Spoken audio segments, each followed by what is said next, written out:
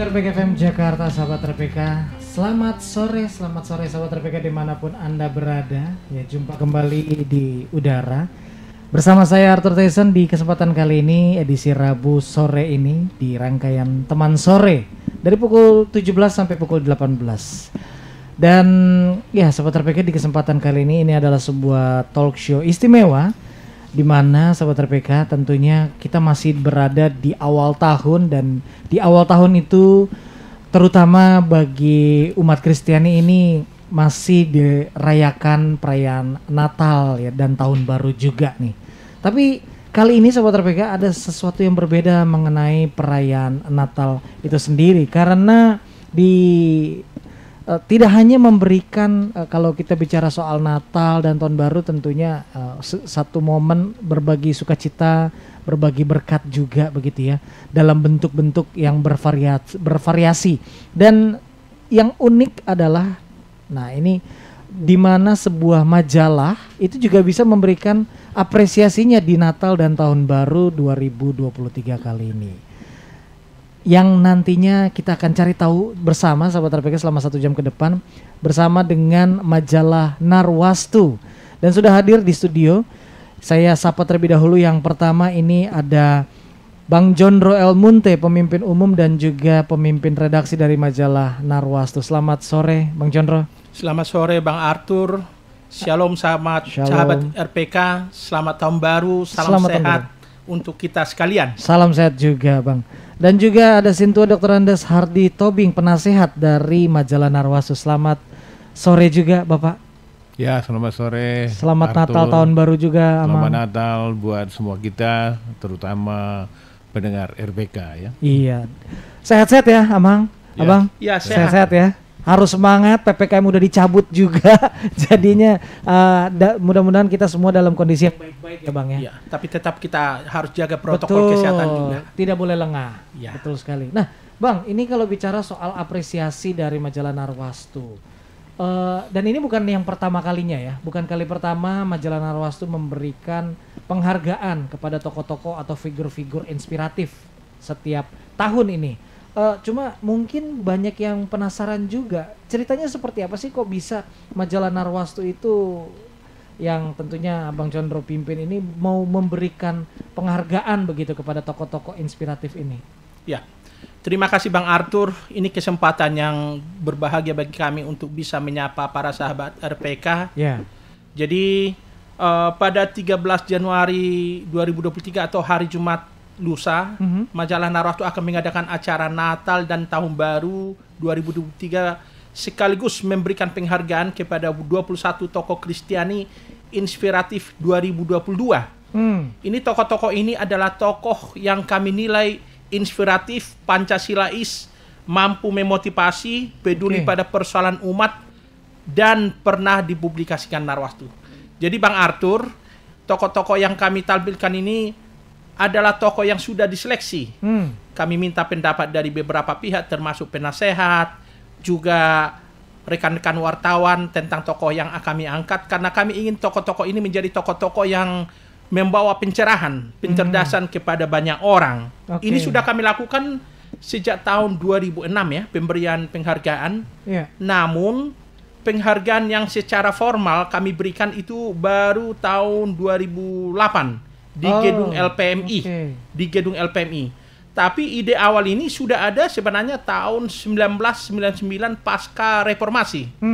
Kenapa kami memberikan penghargaan kepada tokoh-tokoh yang kami anggap inspiratif, Pancasilais, dan mampu memotivasi? Karena kita lihat bangsa ini butuh orang-orang yang katakanlah di atas rata-rata untuk mempengaruhi peradaban.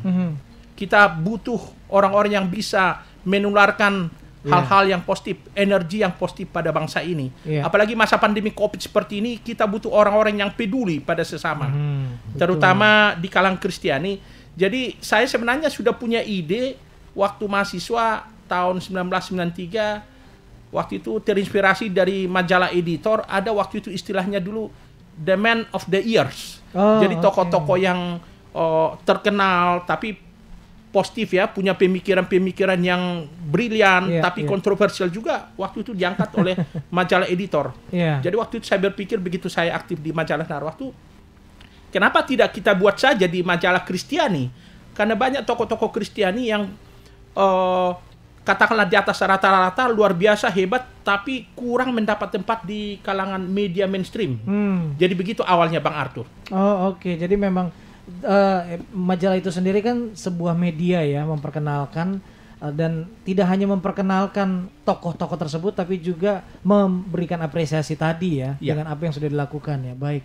Nah, tadi Bang Jondro sudah sampaikan bahwa acara ini akan diadakan 13 Januari. Berarti tinggal 2 hari lagi ya Bang ya? Tinggal 2 hari lagi. Tinggal 2 hari lagi. Nah ini mungkin secara lengkap begitu. Bolehkah dibagikan informasinya? Ini rencananya seperti apa nantinya perayaan Natal di tanggal 13 Januari depan?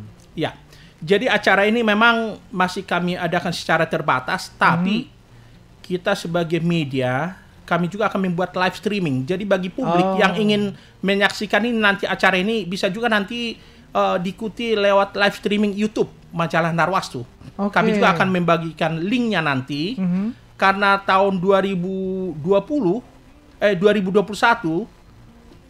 sempat juga kami menghentikan acara pertemuan dengan tokoh-tokoh Kristiani karena pandemi COVID. Baru kami mulai lagi 2022, itu pun dengan keterbatasan. Jadi acara ini juga boleh kami katakan cukup terbatas. Ini semacam reuni juga bagi tokoh-tokoh Kristiani. Jadi memang tidak mengundang banyak orang, terbatas, tapi tetap kami berikan ruang juga kepada para sahabat Narwastu untuk mengikutinya melalui live streaming melalui YouTube majalah Narwastu. Oke. Jadi selain kita mengadakan ibadah, ini juga semacam reunian bagi tokoh-tokoh Kristiani pilihan Narwastu. Setelah itu nanti ada sambutan-sambutan dari para sahabat Narwastu atau tokoh-tokoh Kristiani yang mungkin selama ini agak sulit kita jangkau tapi sering muncul di media. Itu nanti akan hadir dan bisa kita lihat nanti di acara majalah kita. Boleh diceritakan juga Bang, nanti rencananya di Natal tersebut siapa-siapa saja yang akan hadir, pelayan firmannya siapa, kemudian hal-hal mungkin yang perlu diketahui sahabat RPK. Ya, sahabat RPK, jadi yang membawakan firman di sana adalah Bapak Pendeta Dr. Nusremas. Kita tidak asing lagi dengan beliau. Beliau masih pembina majalah Narwastu. Beliau masih sehat. Masih dengan usianya yang sudah sangat senior ya Bang ya. Masih. Wow, beliau juga salah satu pemuka gereja Aras Nasional. Nanti beliau yang akan menyampaikan firman Tuhan dan temanya itu tentang damai sejahtera di bumi.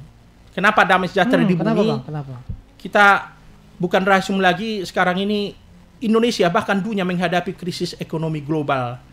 Banyak orang gelisah, resah dengan keadaan sekarang. Jadi melalui acara ini hamba Tuhan yang menyampaikan firman Tuhan di sana ingin menyampaikan bahwa kita tidak perlu terlalu risau. Walaupun prediksi para pakar menyampaikan Indonesia akan menghadapi tahun ke-8 di tahun 2023, tapi kita punya Tuhan yang memberikan damai sejahtera. Amin. Dan kita imani itu firman Tuhan yang disampaikan oleh hambanya. Begitu Bang Arthur. Oke, baik. Sahabat RPK yang ingin berpartisipasi dengan pertanyaan, mungkin opini ataupun komentar, bisa menghubungi kami melalui line telepon.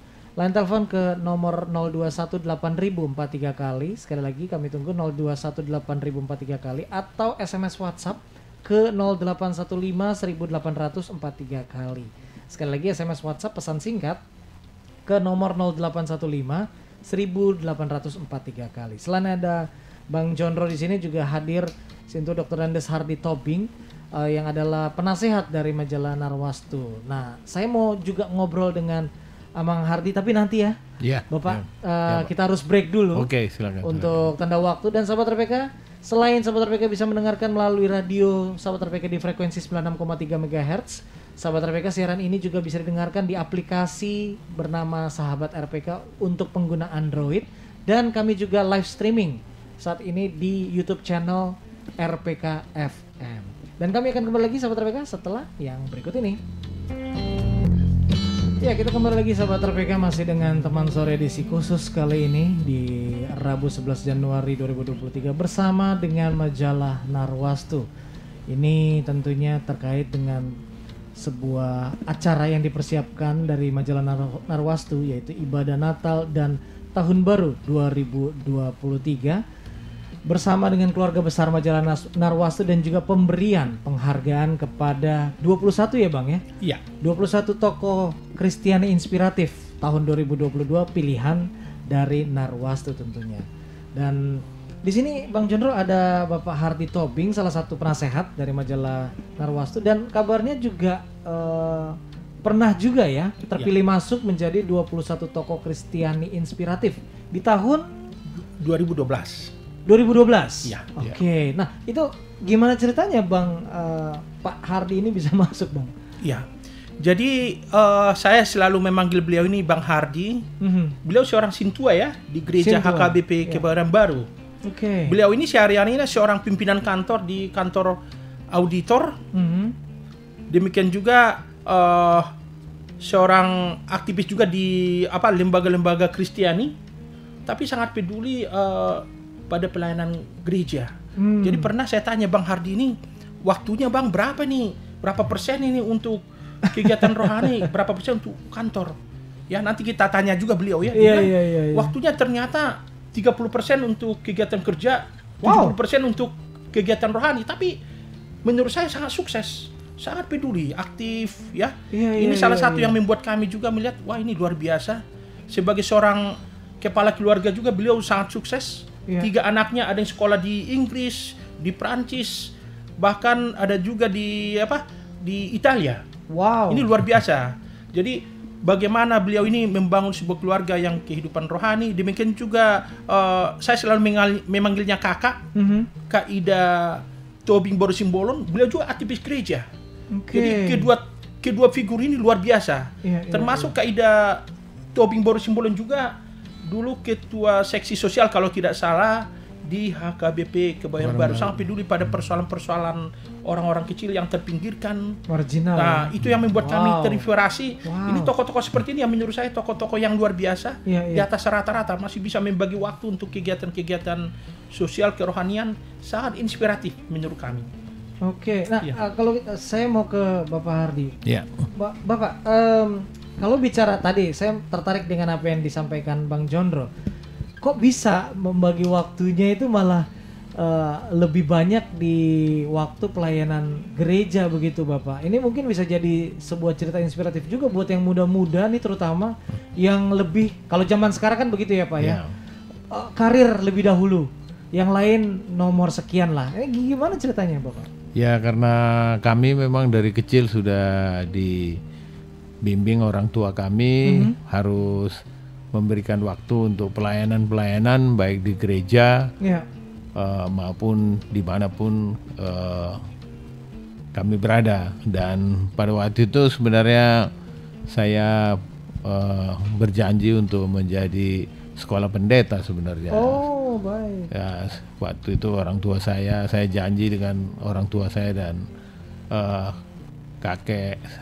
nenek saya akan menjadi pendeta. Tapi sudah tamat SMA saya berpikir-pikir beda. Jadi tapi saya sudah berjanji dalam diri saya, komitmen saya kepada Tuhan, saya akan melayani Dia semaksimal mungkin. Jadi memang 70% itu benar memang. Wow.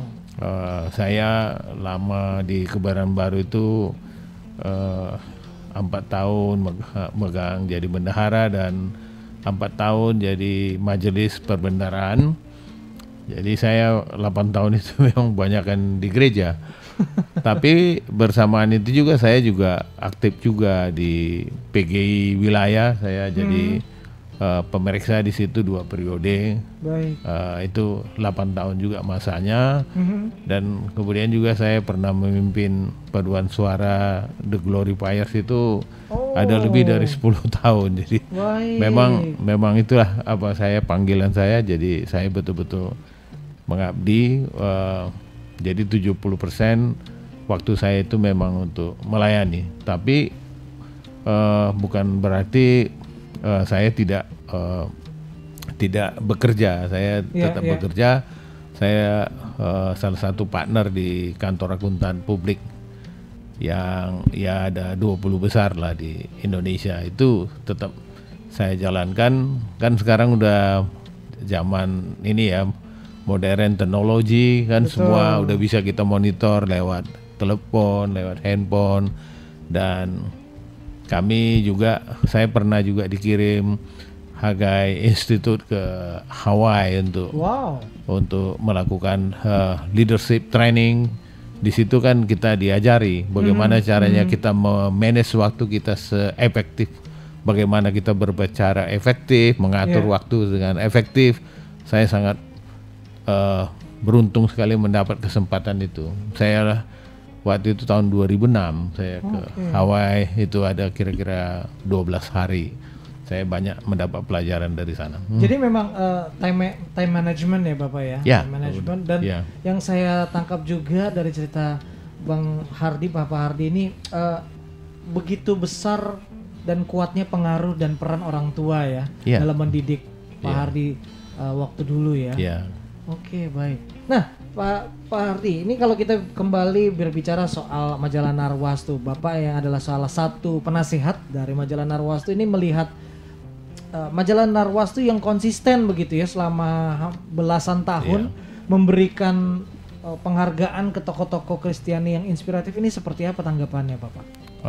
Memang inilah saya lihat kelebihan dari majalah Narwastu, karena dia memperhatikan yang seperti ini, bahwa tokoh-tokoh inspiratif ini kan perlu memang diapresiasi ya, supaya mereka itu betul-betul terekspos gitu ya, bahwa mereka memang tokoh dan memang mereka inspiratif.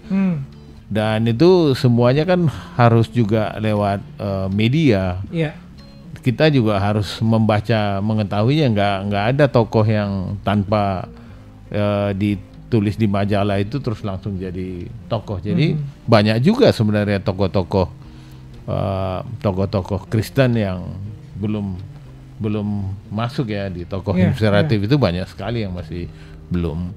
Tapi saya rasa ini memang budaya yang harus dipertahankan dan terus dibina dan dilaksanakan setiap tahun, harus kita laksanakan ya, karena ini memang membuat kita juga semakin bersemangat ya. Kadang-kadang kita waktu saya juga mau dipilih juga saya bilang, wah saya nggak pantas dipilih ya. Tapi memang ya begitu saya terpilih ya kawan-kawan semua mendukung dan mereka merasa ya memang seperti itu pantas gitu ya. Jadi sekarang ya kawan-kawan juga ada juga yang sudah ikut lah gitu ya. Terutama saya lihat saya kan aktifnya banyak di HKBP ya, dan saya lihat sebenarnya tokoh-tokoh HKBP itu banyak sebenarnya yang melakukan pelayanan tapi nggak terekspos gitu. Nah ini untung sekali ini saya sangat senang gitu bahwa Narwastu dan Pak Condro betul-betul mengasuh membina Narwastu ini dengan sangat konsisten. Di masa Covid pun mereka tetap menjalankan tugasnya dengan baik. Itu satu yang sangat luar biasa. Dan kita harus dukung ya. Kita harus dukung ya, bagaimana supaya Narwastu ini tetap harus eksis ke depan. Iya, betul. Dan tentunya di era sekarang ini pun bagi sebuah majalah itu ada tantangan-tantangan baru ya Bang Condro ya. Katakanlah memang memberikan apresiasi tapi di dalam internal majalah itu sendiri kan dengan adanya disrupsi media, perkembangan teknologi, tentunya kan punya tantangan tersendiri ya Bang ya? Iya, tentu ada tantangan besar ya. Jadi 12 tahun yang lalu sudah ada prediksi dari pakar komunikasi menyampaikan bahwa media cetak akan tergulung, akan rontok, akan tutup. Nggak usah jauh-jauh ya, media sekaliber Suara Pembaruan, Sinar Harapan juga sudah tutup. Tapi puji Tuhan ya, majalah Narwastu masih terbit tetap dengan edisi cetak ya. Eksis. Apa yang mau kami sampaikan dari situ? Ini kemurahan Tuhan, ini kolaborasi. Ada tokoh-tokoh Kristen yang mendukung kami. Kalau kami tidak didukung, ya maaf saja, saya tidak punya kemampuan juga untuk menerbitkan majalah Narwastu. Tapi dengan kemampuan jaringan, kolaborasi. Inilah yang membuat kami terus tetap eksis. Dan puji Tuhan, selain kami menerbitkan media cetak, ada juga online. Dan sekarang sejak 9 bulan yang lalu kami juga udah punya podcast. Jadi wawancara via YouTube. Jadi tokoh-tokoh Kristiani inspiratif itu selalu kami tampilkan di sana. Jadi para sahabat Naratu, para pembaca Naratu bisa juga melihat pemikiran mereka melalui suara, melalui gerak-gerik tubuh, melalui wajahnya di tayangan YouTube, begitu Bang Arthur. Jadi memang tidak menutup kemungkinan dengan adanya perubahan, tapi menggandeng dan merupakan suatu variasi begitu ya, variasi dari majalah Narwastu dalam bentuk-bentuk yang lain ya. Wow, oke. Sangat menarik Sobat RPK. Tapi kami belum tuntas obrolan ini karena masih ada kurang lebih 30 menit ke depan, dan kami undang sekali lagi bagi Sobat RPK yang mungkin ingin bertanya juga terkait siapa sih kira-kira tokoh-tokoh yang terpilih misalnya di tahun yang lalu ya Bang ya.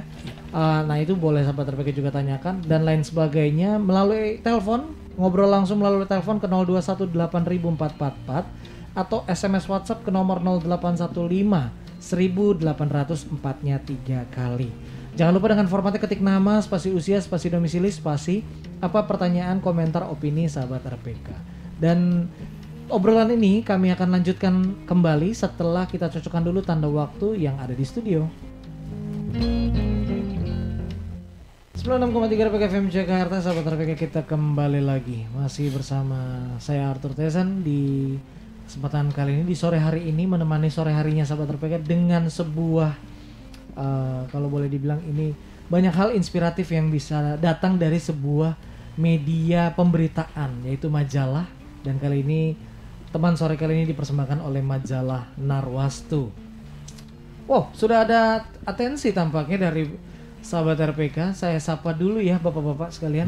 Ini ada rekan Robert di Gudang Peluru Jakarta. Shalom, selamat sore RPK dan Narwastu. Selamat untuk acaranya nanti. Saya ikuti sudah rutin. Majalah ini memberikan apresiasi penghargaan dan tentu harus diberikan dukungan selalu agar kekristenan di Indonesia muncul tokoh-tokoh yang bisa menjadi panutan. Selamat sekali lagi. Kira-kira adakah tokoh nasional yang sudah mendapatkan atau mungkin pada SDC saat ini? Nah ini tepat banget, ada Bang Condro, sekaligus kita juga mau tanya-tanya nih. Tokoh-tokohnya siapa-siapa saja di tahun ini nih Bang? Apakah juga bisa menjawab pertanyaan dari Bapak Robert di Gudang Peluru Jakarta? Silakan Bang Condro. Terima kasih Bang Arthur. Ini sekaligus menjawab pertanyaan dari Bapak Robert. Terima kasih Bapak Robert atas atensinya. Ternyata Bapak salah satu pembaca setia majalah Narwastu. Jadi ini majalah Narwastu edisi Desember 2022 dan Januari 2023. Sudah terbit di edisi khusus, di toko-toko buku sudah terbit, sudah beredar.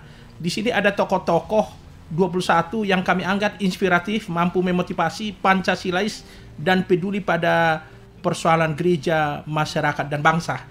Karena Bapak tadi bicara soal tokoh nasional ya, mungkin kita agak persempit sedikit Bapak ya, bukan tokoh nasional, tapi Bapak bisa menyimak. Ada 4 tokoh yang bisa barangkali saya sampaikan ya. Yang pertama itu Bapak Asikin Bain. Ini mantan perwira Kopassus. Ini orang tua yang luar biasa. Semakin kita dengar testimoni beliau ini, ternyata beliau ini dulu orang-orang dekatnya tokoh legendaris Kopassus, Pak Sintong Panjaitan. Jadi Pak Asikin Bain ini seorang ketua majelis POK DKI Jakarta. Beliau pernah menjadi kepala dinas penerangan Kopassus. Beliau seorang yang luar biasa, seorang pendoa. Sekarang umur 76 tahun masih berkhotbah di berbagai gereja. Banyak kesaksian yang menurut kami inspiratif, luar biasa disampaikan dalam kehidupannya. Seorang yang tegas. Ternyata beliau juga di masa saat ini masih membangun komunikasi dengan Pak Sintong Panjaitan, dengan tokoh-tokoh Kopassus, dengan Pak Lu Panjaitan, dengan Pak Prabowo Subianto, luar biasa. Itu yang pertama. Yang kedua, ini seorang seniman ya. Kalau dulu pernah kita dengar itu film yang sempat viral, Ngeri-Ngeri Sedap. Itu Benedius Raja Guguk. Ini ternyata kalau kita semakin dalami kehidupannya, ini seorang pemuda berlatar belakang saudara kita Katolik yang luar biasa. Jadi kalau kita lihat film ini itu kan sangat kental sekali pesan-pesan Kristiani yang disampaikan. Ini ternyata sejak mahasiswa seorang aktivis gereja dari Katolik. Jadi ini juga salah satu tokoh yang kami pilih. Kemudian yang berikutnya pendeta mengatur menurung. Ini pendeta HKBP yang khotbah-khotbahnya sangat viral. Jadi kalau bicara tentang HKBP, ingin mendengar khotbah, ini yang paling ramai sekarang. Ini pendeta mengatur menurung, itu juga salah satu tokoh yang kami angkat. Di balik itu ada hal kecil yang perlu kami angkat. Ternyata yang mengangkat khotbah-khotbahnya itu jadi viral ke media sosial atau YouTube, ternyata istrinya. Bukan beliau, istrinya yang merekam waktu dia khotbah, jadi itu menjadi viral. Ternyata banyak yang merasa diberkati dengan khotbah-khotbahnya yang bahasanya sederhana tapi mampu meneguhkan iman. Yang berikutnya adalah ini Bapak Ramles Silalahi. Ini mantan aktivis mahasiswa ITB dulu, pernah dipenjara zaman Soeharto. Ini rekan-rekannya tokoh-tokoh nasional dulu seperti Rizal Ramli, ini pernah dipenjara dulu, tapi ternyata beliau seorang pendeta. Kenapa saya katakan begitu? Ini seorang pendeta yang sangat peduli mengirimkan renungan-renungan rohani lewat Facebook, dan dia seorang yang menurut kami patutlah kita apresiasi. Namun selama ini kurang mendapat perhatian dari media. Itu 4 yang baru bisa kami beritahu, Bang Arthur. Dan itu nama-nama yang juga mungkin sahabat RPK juga jadi ingin tahu lebih lanjut lagi ya. Berkat dengan apresiasi yang disampaikan oleh majalah Narwastu di bawah pimpinan Bang Condro El Munte ini nih. Ada lagi tampaknya atensi selanjutnya, dan kali ini dari Sunter Jakarta Utara dengan Edison. Halo Narwastu, sukses untuk acaranya. Oh, tadi sudah disampaikan juga ya. Tapi kira-kira tokoh-tokoh Kristiani yang sudah mendapatkan award ini, kalau dari awal sih cukup banyak ya Bang ya. Cukup banyak. Tapi mungkin kalau pertanyaan selanjutnya untuk penilaian, apakah ada juri yang menilai tokoh-tokoh tersebut? Seperti apa sih Bang mekanisme penghargaan ini Bang? Ya, terima kasih Pak Edison yang ada di Sunter Jakarta ya. Ini menjawab pertanyaan ini, siapa-siapa tokoh Kristiani yang sudah pernah kami angkat. Ini tokoh-tokoh Kristiani yang sudah kami angkat itu dari berbagai macam profesi. Ada pengacara, profesional, politisi, pimpinan partai politik, kemudian pimpinan gereja, pengusaha, termasuk juga wartawan, termasuk dokter, guru ya. Ini yang bisa kami sebut di sini, misalnya gini, mantan Ketua Umum PGI Bapak Pendeta Dr. A.A.E. Wangu, itu pernah kami angkat. Kemudian Basuki Cahayapurnama, waktu beliau dulu belum sepopuler sekarang, tahun 2008 sampai 2009 sudah kami angkat juga sebagai tokoh Kristiani atau yang kita kenal dengan Ahok. Kemudian Bapak Darpito Pudiastungkoro, ini Majen TNI mantan Pangdam Jaya, seorang jenderal yang sangat luar biasa dalam menyampaikan firman Tuhan, lebih-lebih dari pendeta. Itu juga pernah kami angkat. Kemudian juga 3 pengacara yang pernah viral dalam kasus Verdi Sambo. Mungkin kita pernah dengar namanya Kamarudin Simanjuntak. Sebelum kasus Verdi Sambo ini muncul tahun 2020 udah kami angkat sebagai tokoh Kristiani. Kemudian juga Saur Siagian, ini aktivis anti korupsi. Kemudian juga Ketua Indonesian Police Watch, itu Sugeng Teguh Santoso, itu tokoh Kristiani pilihan Narwastu juga. Kemudian Pendeta Gomar Gultom, Ketua Umum PGI. Kemudian ada evangelis Ritson Manyonyo. Ini agak unik, seorang tunanetra tapi bisa memimpin yayasan yang menampung ratusan orang anak. Seorang tunanetra luar biasa. Sampai pernah dia dulu diwawancarai di Kick Andy di Metro TV. Kemudian juga ada Pendeta Dr. Andar Ismail yang kita kenal dengan buku Seri Selamat. Jadi tokoh-tokoh yang kita anggap sering jadi perbincangan yang positif. Kemudian tentu bisa menginspirasi, bisa menularkan energi yang positif, itu akan kami perhatikan. Tapi, ada tapinya, harus pernah dipublikasikan Narwastu. Karena bagi kami syarat itu menjadi sesuatu yang harus diperhatikan. Kemudian Pak Edison tadi menanyakan bagaimana kriteria penilaian. Ini tentu pilihan Narwastu. Jadi ada tim redaksi yang menseleksi. Misalnya dalam 1 tahun narasumber yang diwawancara misalnya ada 100-an. Nah itu diseleksi, kemudian dibicarakan apa kelebihan kekurangannya, itu diperas, kemudian muncullah 21 tokoh. Jadi seperti penasehat seperti Bang Hardi Tobing juga kami tanya, ini beliau bagaimana? Kami menanyakan kiri kanan, karena penasehat pun bagi kami penting, harus kami dengarkan tentang tokoh. Seperti Bang Hardi Tobing kemarin memberikan satu tokoh kepada kami, seperti Ibu Anita Ibu Anita Lubis baru menurung, itu luar biasa. Di tengah aktivitasnya sebagai seorang wanita yang sangat sibuk, masih peduli untuk ketua panitia pengumpulan dana di HKBP. Kemudian ternyata kita lihat lagi ke belakang, banyak kegiatan persekutuan doa yang diikutinya, memberikan bantuan kepada orang-orang yang kurang beruntung. Ini bagi kami sesuatu yang sangat menginspirasi. Iya. Jadi soal pemilihan Pak Edison, itu ada tim redaksi dari majalah Narwastu, ada penasehat juga yang memberikan pendapat kepada kami. Tentu ini melalui seleksi dari tim. Kalau orang menyampaikan subjektif, ya subjektivitas Narwastu tentu pasti ada.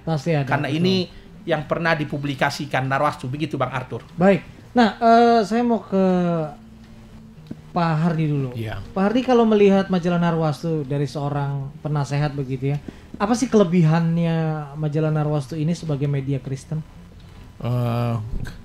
Dia saya lihat konsisten sekali dalam dalam pelayanannya ya, dan kemudian juga dalam mencari tokoh itu betul-betul mereka betul-betul sungguh-sungguh.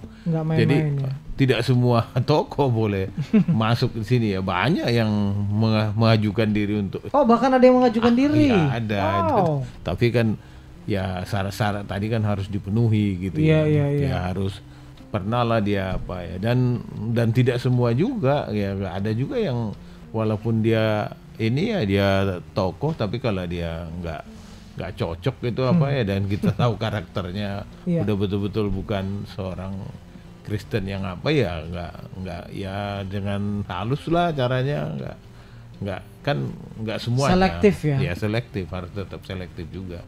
Jadi bukan semuanya tokoh Kristen harus masuk, kalau ada cacatnya ya nggak masuk lah. Oke, baik. Oke, sahabat RPK, nanti kita akan kembali lagi di bagian yang terakhir, masih dengan rekan-rekan bapak-bapak yang terhormat ini dari majalah Narwastu, sambil juga menunggu mungkin ada atensi kembali dari sahabat RPK yang bisa dikirimkan melalui SMS WhatsApp ke 0815 1800 444. Sekali lagi 0815 1800 43 kali, atau mau berbincang langsung via telepon ke 021 8000 4-nya 3 kali. Kami break sejenak untuk mendengarkan yang disiapkan Daniel Tanamau berikut ini. Kita kembali lagi sahabat RPK, masih dengan bapak-bapak yang terhormat dari majalah Narwastu di teman sore kali ini. Dan bicara soal Narwastu, majalah Narwastu ini sahabat RPK, bahwa yang saya ketahui nih Bang Jondro, tidak hanya sebagai media majalah, media pemberitaan, media Kristiani, lalu juga dengan penghargaan-penghargaan yang dibagikan, tapi ada sebuah wadah ya Bang ya? Wadah komunikasi, forum komunikasi Bang. Ini boleh diceritakan ini tentang forum komunikasi dari Narwastu ini Bang? Iya. Setelah kita memberikan apresiasi atau penghargaan kepada tokoh-tokoh Kristiani pilihan Narwastu, ada namanya forum komunikasi tokoh-tokoh Kristiani pilihan Narwastu yang disingkat itu Porkom Narwastu. Jadi ini forum yang sifatnya itu paguyuban. Ini berbagai tokoh dari berbagai macam latar belakang ada di sini. Ada profesor, pengacara, mantan anggota DPR RI, pengusaha, pendeta, pimpinan gereja. Itu ketuanya itu Prof. Martin Napang. Ini seorang advokat senior dan guru besar di Universitas Hasanuddin Makassar. Sekretarisnya itu Ibu Stera Peters, mantan anggota DPR RI PDP. Bendaharanya itu John S.E. Panggabean, Wakil Ketua Umum DPN Pradi SAI, advokat senior. Jadi mereka ini punya wadah khusus. Mereka lah yang membuat diskusi-diskusi yang menyoal tentang perkembangan bangsa ini, yang diawali dengan kebaktian. Ya, mereka sendiri yang memfasilitasi. Jadi ini di luar majalah Narwastu. Jadi ada wadah khusus yang untuk berdiskusi tentang masalah politik, tentang kebangsaan, tentang pilkada, pluralisme, tentang masalah politik. Itu banyak dibahas di situ. Pembicara-pembicara juga tokoh-tokoh yang kaliber diundang di situ. Jadi memang semacam apa namanya, output ya, Ya. jadi ruang lanjutan dari tokoh-tokoh yang sudah terpilih dari majalah Narwastu dikumpulkan menjadi satu wadah begitu ya. Dan tidak hanya sekedar ramah tamah saja, tapi membahas poin-poin penting yang ada kaitannya juga tentang sosial, budaya, ekonomi, masa depan bangsa, seperti itu ya Bang? Iya, jadi mereka sebagai tokoh-tokoh inspiratif, intelektual, cendekiawan, mereka memberikan pemikiran-pemikiran yang boleh disebut sebagai solusi. Jadi pemikiran-pemikiran ini dipublikasikan di media sosial, bahkan disampaikan juga ke stakeholder, apakah itu ormas Kristiani, anggota dewan. Ini bagi saya cukup bagus. Tapi sejak pandemi COVID ini kegiatannya kurang aktif ya. Dan terakhir saya kira Bang Arthur tahu kegiatan yang sudah dilakukan ya. Sudah diikuti waktu itu di restoran Munich Matraman. Mereka yang mengadakan itu. Mereka yang memfasilitasi, mereka yang mendanai. Jadi majalah Narwastu hanya katakanlah sebagai pengawal lah. Itu satu. Yang kedua, ada juga dibentuk tokoh-tokoh Kristiani pilihan Narwastu ini, namanya Persekutuan Doa Narwastu. Jadi Persekutuan Doa Narwastu ini bagi kami inilah yang menjadi penyokong kami, yang selalu mendoakan kami, termasuk dalam hal-hal apa yang kami hadapi, pergumulan-pergumulan ini didoakan khusus. Jadi misalnya ketuanya itu kan Ibu Pendeta Dr. Anna Nenoharan. Jadi misalnya kalau ada acara doa, dibawa makanan ke kantor atau diajak kita ke rumahnya, bagi kami ini luar biasa. Kebersamaan ya. Ada kebersamaan. Tapi kembali lagi Bang Arthur, tadi lupa saya menyampaikan. Silakan Bang. Tokoh-tokoh Kristiani pilihan Narwastu ini bukan malaikat. Ada juga kekurangan mereka. Mereka bukan manusia yang sempurna. Jadi apa yang kami sampaikan ini adalah tokoh-tokoh yang kami anggap menginspirasi, bisa mencerahkan publik, yang bisa membangun peradaban di tengah bangsa ini. Begitu Bang Arthur. Oke, baik. Dan sekali lagi Bang Jondro, berarti penghargaan ini, apresiasi ini juga akan disampaikan bertepatan di ibadah Natal itu ya? Iya. Ibadah Natal dan Tahun Baru 13 Januari. Iya, 13 Januari. Oke, dan ini karena memang perayaan ibadah dan perayaan Natal Tahun Baru ini terbatas begitu kapasitasnya. Jangan khawatir kalau sahabat RPK ingin tahu, ingin mengikutinya juga, nanti akan ditayangkan di live channel YouTube ya. Secara live streaming ya, YouTube-nya Majalah Narwastu. Majalah Narwastu. Atau lebih jelasnya nanti ditunggu saja, karena nanti tentunya akan disebarluaskan linknya ya. Iya. Oke, tautannya begitu sahabat RPK. Baik, tidak terasa kita sudah berada di ujung perjumpaan, Bang Jondro, Pak Hardi. Mungkin sebagai penutup, apa yang mau disampaikan? Mungkin saya melihatnya begini, kalau ke Pak Hardi, mungkin Pak Hardi boleh sampaikan sebagai penutup buat sahabat RPK begitu ya. Apa sih yang paling tidak di dalam suasana nuansa tahun baru ini yang bisa dipersiapkan oleh sahabat RPK memasuki tahun 2023 saat ini? Dan nanti ke Bang Jondro mungkin bisa melihat dari kacamata media Bang, perkembangan media Kristiani terutama di tahun 2023 ini akan seperti apa? Pak Hardi terlebih dahulu, silakan. Ya, sahabat RPK, kami mengucapkan terima kasih atas kesempatan untuk mendengar wawancara kami, dan harapan kami bahwa sahabat RPK untuk ke depan menghadapi tahun 2023 ini kita harus lebih siap, karena banyak hal-hal yang ketidakpastian yang kita akan hadapi, terutama dalam menghadapi tahun politik. Dan tapi kita tidak usah khawatir bahwa Tuhan kita ada. Bahwa kita harus mempunyai keyakinan bahwa Tuhan selalu berada bersama dengan kita, dan kita harus percaya, karena itu yang kami imani ya, dan kami telah merasakan.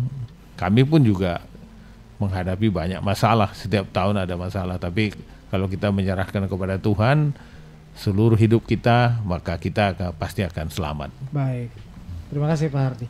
Bang Jondro silakan.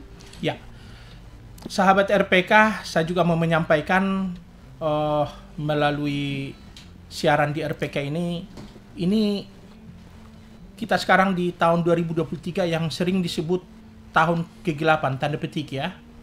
Tapi kemarin dalam ibadah Persekutuan Doa Narwastu Bang Arthur, kalau nggak salah ada yang menyampaikan firman Tuhan begini dari Mazmur 65 kalau nggak salah ya, bahwa sebenarnya setiap tahun itu adalah tahun-tahun yang dimahkotai Tuhan dengan kebaikan.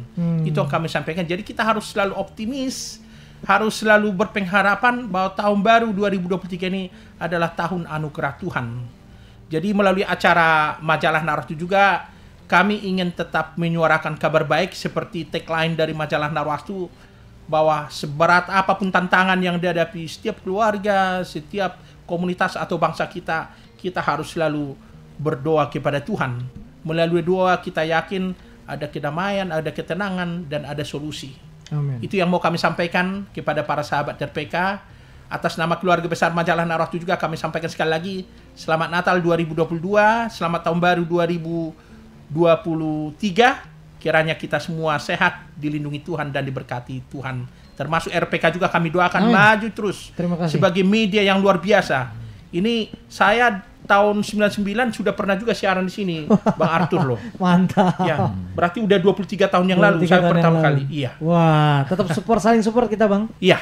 Iya. Begitu Baik. Bang Arthur. Baik. Ya, demikian tadi sahabat RPK bersama Bapak Hardy Tobing, penasehat dari majalah Narwastu, dan juga ada Bang John Roel Munte, pemimpin umum dan pemimpin redaksi dari majalah Narwastu. Terima kasih Bapak-bapak sekalian. Ya, makasih. Sehat selalu bersama Ibu. Terima kasih banyak Ibu yang mendampingi Pak Hardy. Ya, salam juga untuk keluarga di rumah. Dan sahabat RPK, ini menjadi tanda waktu saya Arthur Tyson bersama Daniel Tanamal di meja operator untuk kami pamit undur diri. Semoga obrolan di sore hari ini mencerahkan, membuat semangat, dan juga menginspirasi sahabat RPK dimanapun Anda berada. Siapa tahu sahabat RPK nantinya bisa menjadi salah satu tokoh inspiratif dari majalah Narwastu, begitu ya Bang ya.